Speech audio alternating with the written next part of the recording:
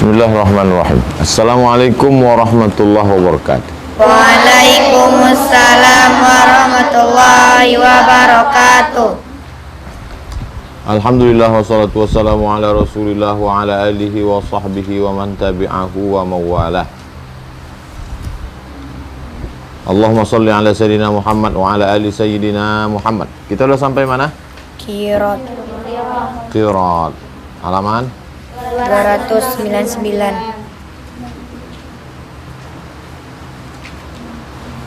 Qard atau qirat, qardun. Jadi kalau kalian ke bank syariah, ini namanya qardul hasan, Pak. Buat situ tulis Arabnya. Qard atau qirat. Qard. Kalau qirat pakai alif, qirat. In tuqridallaha qardan, dari ayat Quran. Tafadhali, silakan. Qirat ialah memberikan modal dari seseorang kepada orang lain untuk modal usaha. Ada yang pandai ternak lele, pandai dia. Yang satu lagi ini punya duit tapi sibuk, maka mereka saling membutuhkan. Yang satu pandai tapi tak punya duit, yang satu punya duit tapi tak pandai, sibuk. Maka yang punya duit memberikan pinjaman. Pinjaman itu namanya Qirat. terus. Sedangkan keuntungan untuk keduanya menurut perdamaian atau perjanjian antara keduanya sewaktu akad, dibagi 2 atau dibagi 3 umpamanya. Baginya terserah. Ini duitku 1 juta, kau pakailah. Tiba-tiba setelah berlalu waktu, dijual lele tadi, dapat 2 juta. Dapat 2 juta. Lalu untuk yang modal berapa? Dibagi 50% untung. Untuk si pemodal berapa? 1,5 juta. Karena modal balik ke dia. Untung kan 1 juta. 500.000 untuk si pemodal, 500.000 untuk si pekerja. Begitulah cara Islam untuk menolong orang. Terus. Rasulullah SAW telah melakukannya.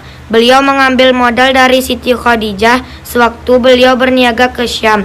Begitu pula ijma sahabat. Yang punya barang-barang siapa? Siti Khadijah. Khadijah. Yang menjualnya Rasulullah SAW. Kalau laku, keuntungan dibagi. Terus. Qirat memang telah ada di masa jahiliyah atau sebelum Islam, kemudian ditetapkan atau diperbolehkan oleh agama Islam. Peraturan qirat ini diadakan karena benar-benar dibutuhkan oleh sebagian umat manusia. Betapa tidak, ada orang yang mempunyai modal tetapi tidak pandai berdagang atau tidak berkesempatan. Sedangkan yang lain pandai dan cakap, lain lagi mempunyai waktu yang cukup tetapi tidak mempunyai modal. Qirat berarti juga untuk kemajuan bersama. Perdagangan juga mengandung arti tolong menolong. Tolong menolong. Ada rukunnya. Apa rukun? Rukun qirat. 1. Harta atau modal, baik berupa uang ataupun lainnya. Keadaan modal hendaklah diketahui banyaknya. 2. Bisa dalam bentuk ngasih duit. Kau pakai duitku ini 10 juta. Atau tidak kasih duit. Ini ada kambing 100 ekor. Kau uruslah, nanti hari raya Idul Adha kita jual, keuntungan kita bagi. Atau punya anak ikan, atau punya anak puyuh, atau punya burung, lain sebagainya. Terus. 2. Pekerjaan, yaitu berdagang dan lain-lainnya yang berhubungan dengan urusan perdagangan tersebut. Barang yang hendak diperdagangkan, begitu juga tempat hendaknya tidak ditentukan, hanya diserahkan saja kepada pekerja. Barang apa dan di tempat manapun bisa, asal menurut pandangannya ada harapan untuk mendapat keuntungan. Kau mesti jualnya di pasar pagi Arengka, tak perlu. Mau dijualnya di Bangkinang, mau dijualnya di mana, yang penting menghasilkan Terus. 3. Keuntungan. Banyaknya keuntungan untuk pekerja hendaklah ditentukan sewaktu akad, misalnya 1/2 atau 1/3 dari jumlah keuntungan. Tidak mesti 1/2, terserah kesepakatan mereka. Terus. 4. Yang punya modal dan yang bekerja atau pekerja, keduanya hendaklah orang berakal dan sudah balik atau berumur 15 tahun dan bukan orang yang dipaksa. Payah kita bekerja sama orang tak berakal. Maka kalau kalian kerjasama dalam apapun, carilah orang yang berakal. Cara kerja. Cara bekerja. Pekerja hendaklah bekerja dengan ikhlas. tidak boleh mengutangkan barang, tidak boleh membawa barang ke luar negeri kecuali dengan izin yang punya modal, dan tidak boleh membelanjakan uang kirot untuk dirinya sendiri. Bersedekah dari barang kirot pun tidak boleh. Belanja untuk keperluannya sendiri hendaklah diambil dari kantongnya sendiri. Selama urusan ini, dagang kerjasama ini, tak boleh diambil duit itu untuk ngasih anak yatim, fakir miskin, tak boleh. Karena nanti akan dihitung total di akhir. Bersedekah itu baik apa tak baik? Baik. Tapi bersedekah dari duit kirot, pinjaman, kerjasama, tak. Kecuali dari duit dia sendiri. Terus. Karena orang yang bekerja wajib ikhlas dalam segala urusan yang bersangkutan dengan kirot.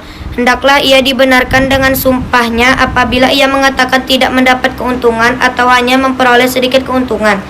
Begitu juga tentang banyak dan sedikitnya modal, atau dia mengatakan bahwa modalnya hilang. Semua pengakuan tersebut hendaklah diperkuat dengan sumpahnya. Kalau orang yang bekerja dan yang punya modal berselisih tentang pembagian keuntungan, umpamanya orang yang bekerja mengatakan untuk dia 1/2, sedangkan yang punya modal mengatakan 1/3, kedua-duanya hendaklah bersumpah, dan orang yang bekerja itu diberi keuntungan menurut kebiasaan yang berlaku di tempat dan waktu itu. Akad kirot adalah akad saling percaya. Maka apabila ada barang yang hilang, yang bekerja tidak wajib mengganti, kecuali jika karena kelalaiannya. Hilang kambing itu karena dia jalan-jalan, asik main handphone, hilang kambing, wajib tak dia yang ganti? Wajib. Wajib, karena lalai. Dia sudah jaga malam, tiba-tiba hilang juga karena pencurinya lihai, tak wajib dia ganti, karena itu milik bersama. Terus, kerugian hendaklah ditutup atau diganti dengan keuntungan. Kalau masih juga rugi, kerugian itu hendaklah dipikul oleh yang punya modal sendiri. Berarti yang bekerja tidak dituntut mengganti kerugian.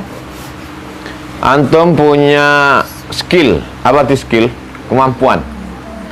Pinjam duit orang 1 juta, mau ternak puyuh, pinjam duit 1 juta. Kata dia, kata yang punya modal, ku pinjami kau 1 juta, tapi nanti balikkan duit ini 1.500.000. Boleh apa tak boleh? Kenapa tak boleh? Riba. Sekarang ada orang punya uang, ku pinjamlah duit bapak 1 juta, nanti kalau untung kita bagi 2. Tiba-tiba untung 1 juta, berapa duit balik? 1.500.000. Boleh apa tak boleh? Boleh. Kan sama-sama untung 500. Kenapa yang tadi tak boleh, kenapa ini boleh? Yang pertama riba, yang kedua tadi. Sama-sama modal 1 juta, sama-sama untung 500. Kenapa yang pertama tadi tak boleh, kenapa ini boleh? Padahal ada jawabannya di situ. Tengok di baris terakhir. Kalau masih juga rugi, kerugian itu hendaklah dipikul oleh yang punya modal. Dalam qirat, kalau rugi, mati puyuh itu lewat pesawat. Puyuh tak boleh terkejut. Stres puyuh itu, mati dia, tak bertelur, mati. Rugi. Siapa yang menanggung? Yang punya modal. Yang punya modal, qirat. Tapi dalam riba kalau rugi, yang punya modal mau tahu? Enggak. Aku tak mau tahu. Yang penting ku pinjam kau 1 juta, baliknya mesti 1,5 juta. Dapatlah dipahami kenapa riba itu tak boleh. Karena dia tidak mau rugi, maunya untung saja. Sedangkan qirat ini, setelah dipinjamkannya si Pulan tadi 1 juta untuk ternak puyuh, tiap malam doanya khusyuklah, rajin dia tahajud. Ya Allah, janganlah mati puyuhnya itu. Kalau mati tak baliklah duitku ini, ya Allah. Jadi prinsip ekonomi Islam itu adalah akhlak. Mau tahu sama orang. Jadi nanti kalau kalian ditanya orang, insya Allah bisa menjawab. Pinjam riba 1 juta, balik 1,5 juta. Ini qirat ini sama aja. Sama aja tuh, Bu. Tak sama. Di mana tak samanya? Pokoknya kata Ustadz dulu tak sama. Aku udah lupa entah di mana lah itu. Bisa jelaskan? Bisa. Itu qirat. Selesai pembahasan qirat.